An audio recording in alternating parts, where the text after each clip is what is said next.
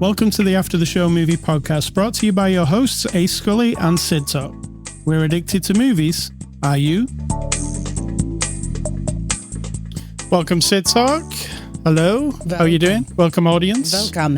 What's the before the after the show discussion?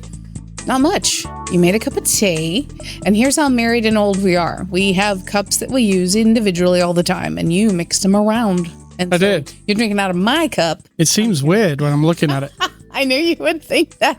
Yours seems lighter than mine, even though it's almost the same They're cup. both handmade ceramic mugs made by, and I forget her name now, Pauly Studios. That's it. Pawley. But that's it. That's Something about the mud on Twitch. Playing in the mud. Oh, yeah, you're right. Yeah. She's a Twitch pottery So person. that's really boring. People don't care, I'm sure, but are we? I bet there's somebody who goes and seeks out that lady and buys a mug. They're really good. And it's fun to watch her make them, for sure. All right. Let's get on with this then. Aye. It's Saturday, March the 14th.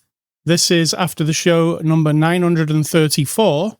We're your weekly movie review podcast. On this week, Oscar weekend, we're looking at the movie If I Had Legs, I'd Kick You. It's a 2025 release, out now on streaming, rated R. Its runtime is 1 hour and 53 minutes, and it's from our friends at A24, who sent us a copy for review. Sid Talk, can you give us the synopsis of the movie If I Had Legs, I'd Kick You? It is a woman who is a mother who is struggling. All right. That's kind of it. I'll give you the one off the sheet. Aye. While trying to manage her own life and career, a woman on the verge of a breakdown must cope with her daughter's illness, an absent husband, a missing person, and an unusual relationship with her therapist. That's a bit too much, that description. Like it tells you too much. It tells you a lot of stuff, but not really about the movie. It tells you about like bullet points of things that occur that Did an AI write that? It watched the movie and went, this is about... Or if someone watched it or read it or wrote it or whoever wrote that description, their perception of it is just different than mine. All right. Give them that. So If I Had Legs, I'd Kick You. Rose Byrne is up for Best Actress this weekend for this As one. she should be. What do you think of this movie? Of the movie or of Rose Byrne? The movie. Movie. It's anxiety riddled, as we discussed. It's one of those. And it's phenomenally high quality of her performance. So I loved her. So we'll get to that. Generally, and I will have opinions on the theme Right? of womanhood in the world, but it felt anxiety ridden, but not overwhelmingly so, like that other one that I keep forgetting the name with the guy, Joaquin Phoenix, right? Eddington. No. No. Well, that one too, but Yeah. Beau is Afraid. yes, that one is just like twitchy anxiety. This kind of builds and ebbs and flows as it, kind of builds you up to feel her stress. And then it kind of calms as she's trying to calm herself, whatever's going on. So I wasn't quite sure what kind of movie it was at the beginning. what do you mean? It opened, A24. I was like, okay, might be a bit weird or whatever. Started. Oh, I get what you're saying. He got now. into it, and then an event happened, and then the camera zoomed in, and this weird music was going on. I was like, is this a horror movie? What is this? I get what you're saying. I had a similar vibe. Yeah, and then, because I didn't know, I'd not seen a trailer or anything, and then it unfolds, and it's actually a drama, right? But at first, I was like, what is this? Well, according to the description, It's a psychological horror and a comedy, dark There's no comedy. comedy. I mean, some of the situations are so fraught, you can't help but laugh sometimes. Like a snigger. I don't know. But it isn't a comedy. No. There are some moments where I'm like, oh, that situation is just funny. Like where she's trying to buy some wine from the lady behind the desk. Right, but it doesn't weave comedy into the whole story for me. Mm-hmm. I don't think so either. I don't think it's definitely, I mean, it says dark comedy, so more emphasis on the dark. Yeah, but I've witnessed and experienced and I absorbed dark comedy. I get it. This is more like you said, uncomfortableness. Drama. Yeah, and awkward maybe my sense of humor is different, of course, but also because I'm annoyed, and I'll start that off right now with this. You're annoyed by the character, not by the actor. Yes. Oh yeah. I love Rose. Yeah. But the character and, peripheral characters as well. You know me. Yeah. I am less. I'm not super. You would be harsh on this character. I'm not super compassionate. I'm not super sympathetic. I mean, I have my limits on every single situation. And this woman, I was just like, what the fuck? What? Like, come on. There were many moments when me personally was thinking, will somebody just help this woman? Like everybody's like just... Oh, I'm the opposite. Right. Like, See, I'm different to you. Why do you keep begging everybody for help? Well, I was just like, nobody's listening to anybody really in this movie. True. Absolutely. Which is what the point is kind of getting across. She's seeing a therapist. Yes. Other people are seeing a therapist. Nobody's really being listened to. True. I'll back you on that one. But right. For her to just constantly say, why aren't you listening to me? Why aren't you hearing me? Hello. I get that. I've felt it in my life. It's just that I don't have a lot of, I don't know how to describe You're not sympathetic. I'm not super sympathetic, but I just also think at some point in our lives, and she had extraordinary circumstances, don't get me wrong. Explain. We can't fully, because I don't know really what's going on, except that her little daughter, who seemed like maybe 10 years oldish, 8 to 10 maybe, is on a feeding tube into her belly. So I've known someone who's had this, I think it's called a TVP, and you are on a machine, you mix the stuff, you put it in a bag, and it is your nutrition. Right. So we established through different scenes that the daughter will not eat food. Something has happened a year ago. We have no idea. We never get to know. No. And so the daughter's not eating, and she's going to this clinic thing where through different conversations, we find out if she doesn't weigh at least 50 pounds by the end of a certain time frame, and this is a girl, 50 pounds is very tiny. Yeah. Then they can't help her anymore. She can't go to this clinic or this doctor, whatever. So, and it's still kind of vague. You don't get all the details. It's just layers of anxiety. Right. So this little girl is on this machine all the time. And so the mom is basically attached to having to be there constantly. And the husband works away for 8 days or 8 weeks or whatever. Yeah. She also is she's a psychiatrist.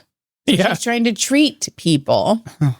It's actually framed really well in the movie because you don't know what she is or who she is. No. And then you see her in a psychiatric session. And then the next scene, you see her as a psychiatrist. Yeah, she's a patient. So you're like, whoa. And the person says to her, of all people, you should understand. She's like, I know. Yeah. So my thing is, I have to add to this woman's character. I have to go backwards in time in my own mind and invent who she was, either before she was a mother or early days and what led up to, because I have no idea. Right. But I believe from what we found out that she's always been falling apart.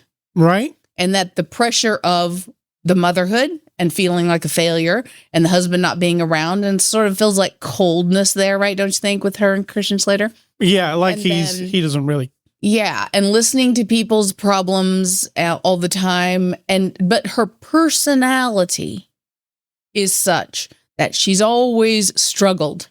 Right. And now we're piling on and we're getting to the breaking point. That's what I think, because we never see her at a time of life where anyone could perceive her as being okay. On the topic of a husband, from the phone calls, because this movie, a lot of characters exist just in phone calls or just voicemails, things like that, right? You don't see a lot of people for a while. True. And what I gathered from Christian Slater, who's a husband's phone calls, was it sounded like he was also glad to escape. Yeah, but is he glad to escape because of the daughter or because of her? I think her. Right. Yes. Because she's a lot, right? So, but we don't know because we never meet her. No. We never see her in a social situation where she's, let's say, not to say okay, but like ballast, like she's okay. Like she's, I don't know how to describe it, like functioning well. We never see She it always like that. seems like she's going to explode or something. Exactly. Which is disappointing because I would like to know what more about this person, you know? Yeah. Knowing her stress, knowing the things that are pressure on her. And then we squeeze out like a toothpaste tube. But of course, the theme of I'm a mother and the world rests on my shoulders and I'm at fault for everything that goes wrong in the world and no one listens to me, et cetera, et cetera. That's what we get over time. Like we have to squeeze it out of different scenes. So I had mixed feelings about the character. It's interesting how it all plays out, because it doles out the information slowly. Yeah. And sometimes it can just be a scene that seems like nothing, but you're like, hold on, what's she doing here? Like, there's an extra dimension to her. Right. And so we also forgot to mention that at the beginning of the movie, a big hole falls through the roof of what they describe as an apartment, but they're renting a house. Yeah. Like a whole house. And a hole falls through the roof or through the bedroom. The water ceiling. pipes burst. Yeah. Something. It doesn't look like that, but it's weird. So then she's also having sort of like mystical moments.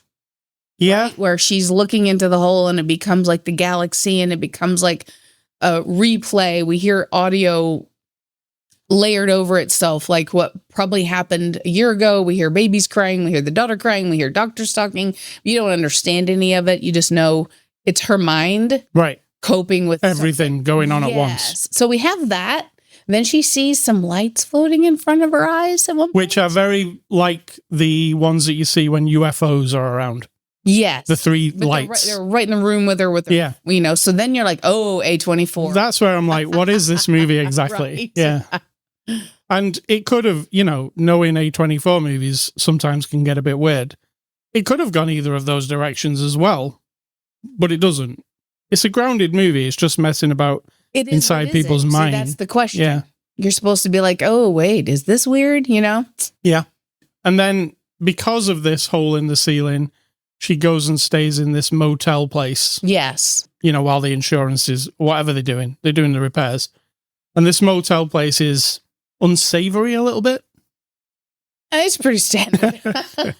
It's not the lowest of the low. No. It's not like in Florida Project. Well, no. In fact, it reminded me a bit of that. A little bit. But this is like, she's just a person and then she gets involved in stuff at this hotel. Well, one thing she does, okay, so one of the things that's stressing her out and that plays in her mind is that the sound of the machine, her daughter, the little thing that's feeding her, right? Like it makes a little... It drives her kind of crazy. She feels chained to that and to her daughter. And so we see her go out. She smokes some dope. She drinks some wine. But then she also just leaves in the night while her daughter's asleep in a motel room. To do what she wants. Back to her house to look around. Then she ends up watching some TV. And later she does admit, and to herself, of course, part of her guilt-riddled self is that she doesn't believe she should be a mother. Like she does things. Because she's bad at it. Yeah. Yeah. And that it actually doesn't occur to her. I shouldn't leave my daughter for hours. Nope. She just does it. And then she feels bad about it. Right. So this is one of the things in life that I have a problem with people. Like boo fucking who. You did something that you feel bad about. Okay, in the future, don't do it again. And then what does she do? She does it again. Yeah. And again and again. So I thought was really interesting was the fact that she's so messed up, but then her job is to be a psychotherapist. Yeah. And people are coming to her, trusting her, and she's just sat looking at them kind of vague. She gives them vague answers. She doesn't seem like she's doing a great job to me of helping these people.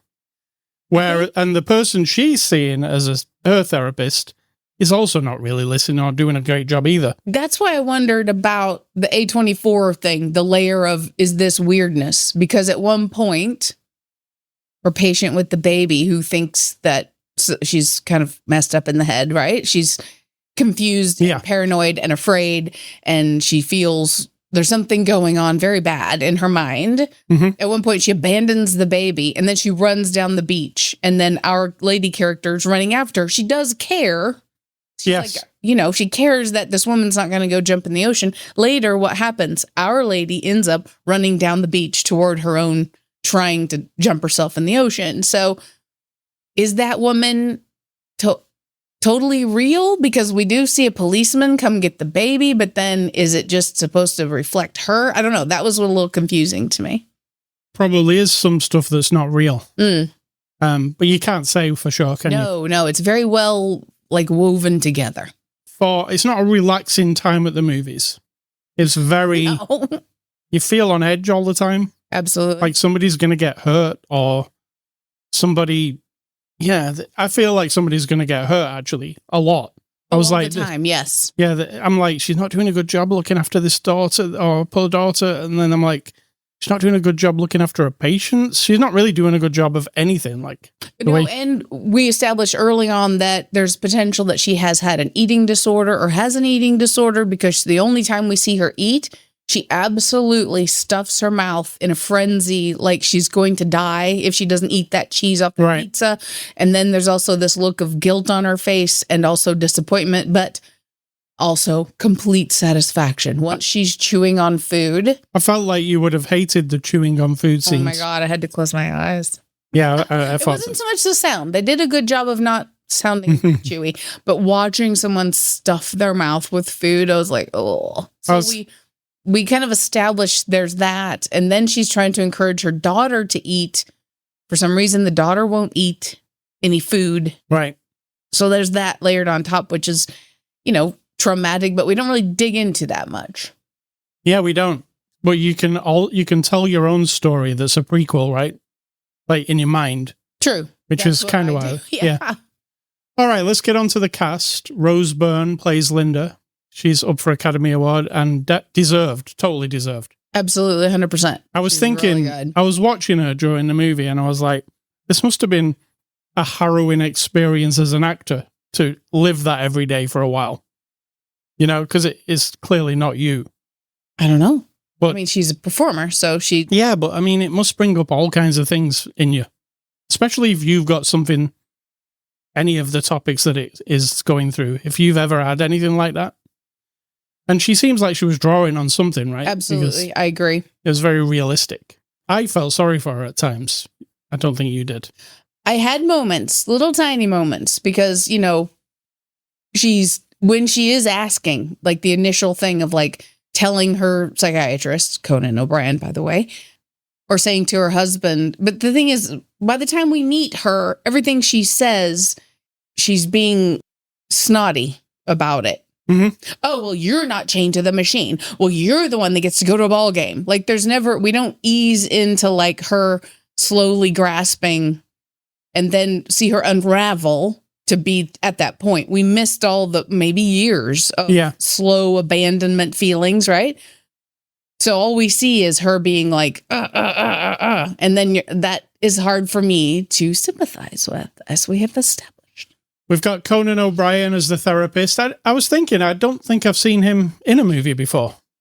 I don't think I have. I'm sure he has been in something. Maybe as Conan O'Brien, though, like when they cut to a talk show or something.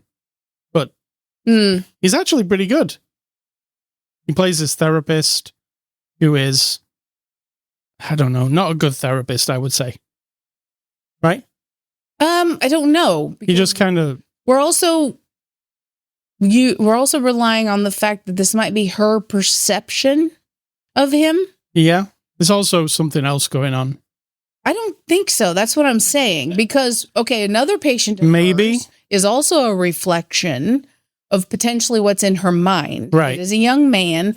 So in the early part of the movie, Our Lady, who is a psychiatrist, tells her psychiatrist, who's Conan O'Brien, but not in the movie, that she had a dream about him and that he was getting close to her and he's trying to tickle her. Mm-hmm. And she was worried that her husband would be jealous. And she kind of giggles about it. He's sort of like, there's no response there for you to give any indication that there's something going on, right? No. But you then look at her and go, are you trying to eke something out of him? You know, whatever. So later in the movie, she has a patient who says to her, I had a dream about you. And I'm kissing you. You kissed me. Yeah. You want to kiss me. Right, yeah. So In her dream, the doctor's pursuing her. In her patient's dream, she's pursuing him. So each of these patients, so I just had a revelation. If those two patients who are in distress, the young man and the young mother, right? And I get the vibe that those are extensions of her. Yeah, totally. The other patient is like this really put together, like she's kind of, oh yeah, you only see her for a couple of minutes, but she's just confident and she's just talking. You're like, what's wrong with her then? And and she's just sort of like, I'm wondering if that is how she saw herself. How she wants to be. Early days. Like maybe when I just thought of that. It's definitely, it all could be. You're hearing a movie watching revelation. None of the patients could be real if you think about it. It might just be. I mean, the only thing is we do call the police about the baby. Yeah. The policeman comes. We do, but if that was also just in her mind. Not true. You know? We have no reason to believe that except that when you really think about A24 movies. We've got Christian Slater as a husband, Charles. I love Christian Slater. I like him. I know you do. He's Dexter's dad. He is, but he's, for me, he's in, Clarence. No. Well, Clarence. Yeah. Before that, Heathers. Yeah. And then now he's in Archer. That's how I. Yeah. I mean, he's great. He's been with us. He's been, He's in been movies. In our lives our whole life. He really has. And and then when he popped up in Dexter, I was like, oh yeah, Christian Slater. That makes Dexter much better. That particular season. It was good, wasn't it? That was like a prequel series. So what do you think of him here? Let's say he's mostly in phone calls. Absolutely. And you don't even cut to his face in these phone calls. It's just audio, right? Then he does turn up in his military outfit at the end. Well, he's a captain on a boat. We don't know what kind or anything, but I was thinking captain like on a just in my mind like a warship or something, but he could have been like the Love Boat guy, couldn't he? As well. Yeah, like a ferry or something. Yeah. Yeah. I don't know why I always think of put somebody in a captain is got to be in the military. Did you like him though? Yes. I mean, he does what he's supposed to be doing. He is distant. He seems selfish. Yes. Because he's mad at her for being mad at him. And then he goes off and says, I'm at a ball game. And she's like, oh, you get to go to a ball game. And he's like, I'm at work. I mean, I've been working away from home for 8 weeks. Of course, I'm going to take some time off. And she's like, oh, you get time off. You know what I mean? Like there's this push pull there where he seems a bit like me, not enchanted by her problems. However, like I said, we don't know the past 12 years. He does really care for his daughter. It seems that way, yeah. He's very mad at how the daughter's, when he gets to the hotel room. But then one could say, all right, then, why aren't you the one doing this? Why aren't you take here? Her with you. Yeah. We've got A$AP Rocky as James. Now, he's a rapper and, a famous Billboard rapper. I'll tell you what, he was awesome. Yeah. He was charming, but not like weirdly charming. And he was really like, he's exactly the right person for that part. He's a guy from the hotel. You're living in the hotel. Maintenance man. Yeah. And she gets into some maintenance man of something somewhere. He has like a jumper on that. It could just be his clothes. I don't know. She gets into some shit with him. Well, unsavory shit, you could say. Not really. All they do is order some drugs, but they don't ever. There's nothing else. There's just a moment of them going to order some drugs, and then she never gets the drugs. And turns out he's a nice guy. He actually hears the girl crying when she's left. Yeah, and goes and sits with her. So yeah, he's a nice guy. Oh, also, he went to the house with her where the hole is, and while they were there, he fell through the hole. And then later we find out she just left him there. Spoilers. But I mean, this is another thing. She's not just not taking care of her she don't take care of anybody. Yeah. Yeah. Including herself. True. Very true. We've got Mary Bronstein as Dr. Spring. She's actually the director of this movie, so let's mention the director as well, Mary Bronstein. She did a movie called Yeast, which I have not seen, but she's in this movie and she's also the director. What do you think? In the movie, she's great. She's the doctor who is really irritated with this mother, which also tells us something about the past relationship. Yeah. That this mother, our Rose, has not been easy to deal with, right? No. And she's trying really hard, the doctor lady, to like be professional. But then you get the vibe that she's also like kind of cold. But has she become cold because of our mother lady? Like she's just sick of her? Or is it that we're representing everyone you try to go to for help has this sort of robotic, it's your fault, we're blaming you kind of vibe, you know? But she did a good job. I mean, she wrote it and she directed it. So what can you say? All right. IMDb reviews. What are those? Those are ones where you're going to find somebody who gave it a 1 star and say it's the worst movie they ever saw, or it's a waste of their time, or it's overly woke. That's a new one. And you might give them a funny voice. Yes. The first person says, this is just scene after scene of crying babies, animal abuse. Oh, yeah, there's also a rodent animal. Oh, yeah. Professional malpractice, screaming matches, and calamities. It's a terrible movie, and it felt like emotional waterboarding. That's it. I can't disagree with some of that. Second guy says, I don't understand why filmmakers want to make strange anxiety-causing movies. Constant stress, confusion, noises, and hiding the faces of characters just doesn't make any sense.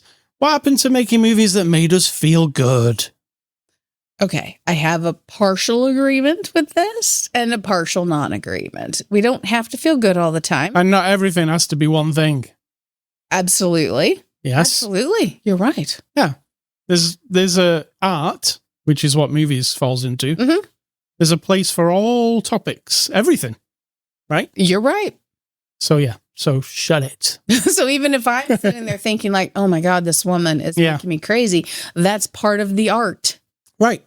Stimulate your brain. Because that was probably the point.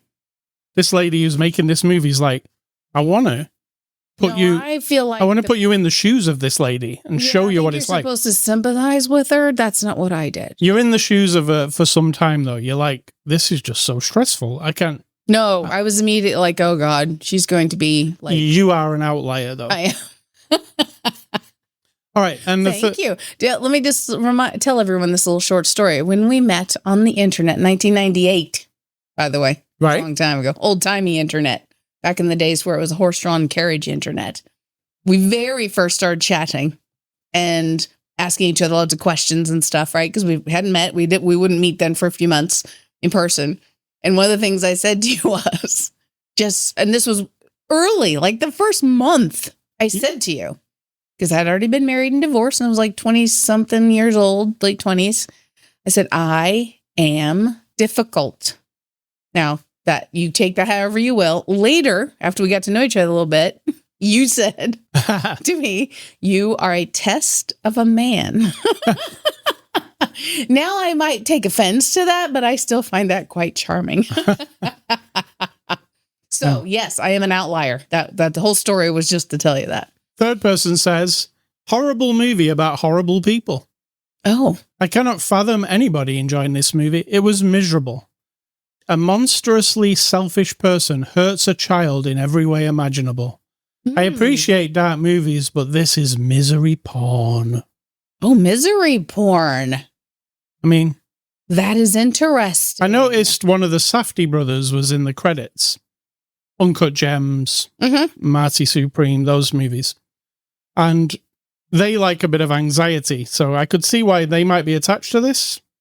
Because this is definitely an anxiety-ridden movie. Definitely. But number two, the thing that reminded me of the Safdies while I was watching it, before knowing they were involved, was, you know, the scenes when you look inside the hole and then it zooms out into the universe and weird stuff. Mm-hmm. That's so them. Is it? Uncut Gems starts like that. There's a scene like that in Marty Supreme with the sperms and the eggs. You know what I'm saying? Yeah. Maybe that was something to do with them. I don't know. I'll have to watch the commentary. It's well made. It looks good. There's some interesting stuff going on, like special effects, you could say. That's why you feel a little, is this real? Is this, yeah. Is this a perception of reality that's just adds stress to the person, which we all do? Because in the very beginning, one of the first lines in the whole movie is perception is reality. Right, yeah. And so she was also talking to a woman at that time. Yeah. So as a psychiatrist person. Yeah. So then we skip later and she's going to see Conan as her psychiatrist. Ooh, another hole opens up in the universe of thinking about this movie. Extras we did not see, but let's give this movie a score. By the way, it got 6.8 on IMDb overall. Okay. So not everybody hated it like these people. Let me give this movie a score. I'm going to give If I Had Legs, I'd Kick You a 7 out of 10. As much as the character bothered me, I think it's a beautifully made movie and it really got my brain firing off in all directions. And I'm giving it an 8.5. Wow, that's really high. I know. And let's hope Rose gets some Oscar love this weekend. We both said like, it would be great if she got nominated. Then we looked it up and we're like, oh, she? I had no idea. So I was like, why didn't she get nominated for this? Turns out she did. All right, next week we're going to look at the movie Good Luck, Have Fun, Don't Die. Right on. We'll take a look at that next week. Movie recommendations. I was thinking of A24 movies that gave me the same vibe as this movie, or similar. One is Under the Silver Lake with Andrew Garfield. Do you remember that one? Yes. It's got this weird, odd, like you don't know what's real, you don't know. It does. You're right. And the other one was I Saw the TV Glow. Oh, yes, yes. A24 movies that have a very specific vibe about them. That's why when you know it's A24 and then you're watching, you start a movie, you kind of... I mean, like, you shouldn't. That. And we saw Marty Supreme recently, which is A24. And that's really just a general movie, isn't it? Just straight up. Straight up. Yeah. So they don't... And The Brutalist, for instance. True. So it's not always weird from them, but they did start that way, I guess. The early movies they did were always a bit weird. They're hefty. Yeah. A24, right? Hefty. Yeah. Whatever they do. And so you're asking me what my recommendations are? I did. For the remainder of 20... Oh, you are now. For the remainder of 2026, I'm going to pick from all the movies I've ever seen that are on my list, on my IMDb little list. And these are in the adventure category because I'm never quite sure what adventure is, right? Because it's mixed up with all kinds of stuff, science fiction and all kinds of stuff. And so I'm just doing them in alphabetical order. If you're listening, then last week was a couple that started off, and they all start with numbers, right? When you first do alphabetical lists. Right. And so this list is really funny. So it's 2001, Space Odyssey. A great movie. 2010, whatever the rest of the name of that one was. What's 2010? The follow-up, yeah. Yes. So we got 2001, 2010, 2012, one of your least favorites. Yeah. I wanted to like it. So that is the guy, I always forget his name, from the 80s. John Cusack. John Cusack. Yes. Driving a limousine. It's stupid. At the end of California, when California is falling off of the United States. And Woody Harrelson's in there as well. Standing on a mountain. I know it's terrible. I know this. Yes. However, I have rewatched it, and it kind of sucked me in a weird way. So then we have 65, which had your guy. What's 65? 65 had...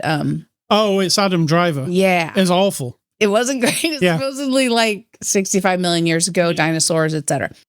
And then the next number one is, and I don't recommend it, I'm just saying I've seen it, 8 heads in a duffel bag.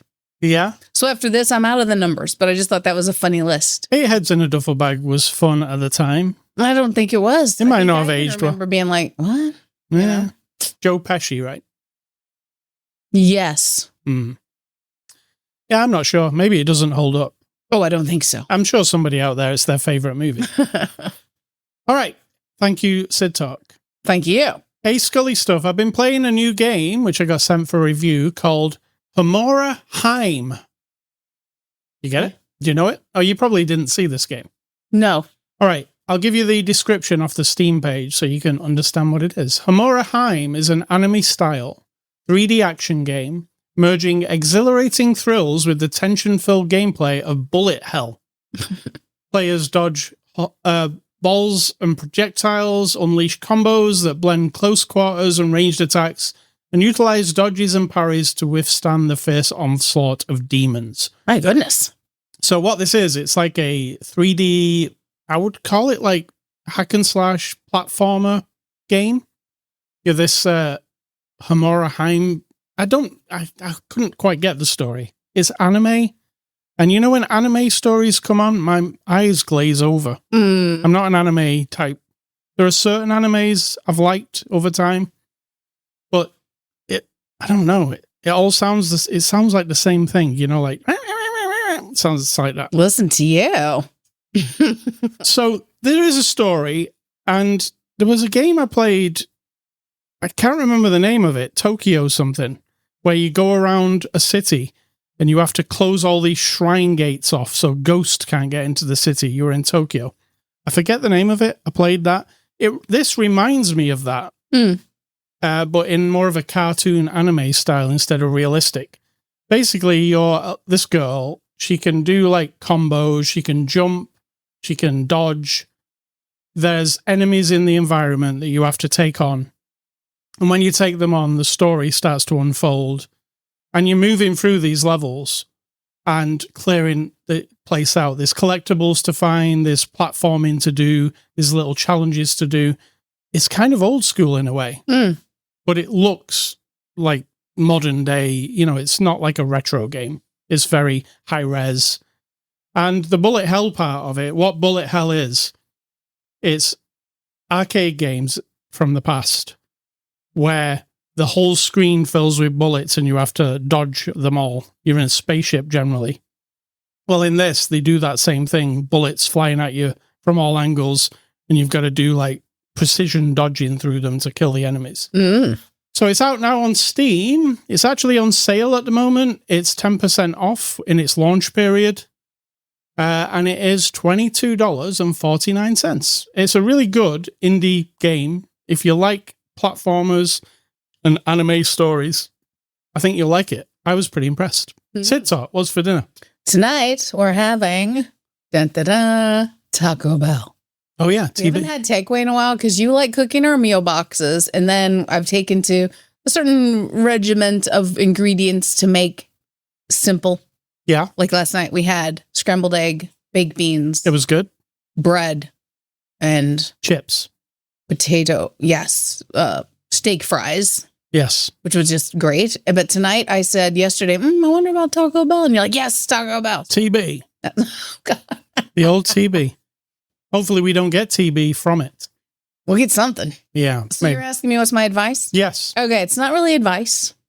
This is not advice at all. It's advice that's not advice. It is observational spewage from my brain after 58 years of being alive.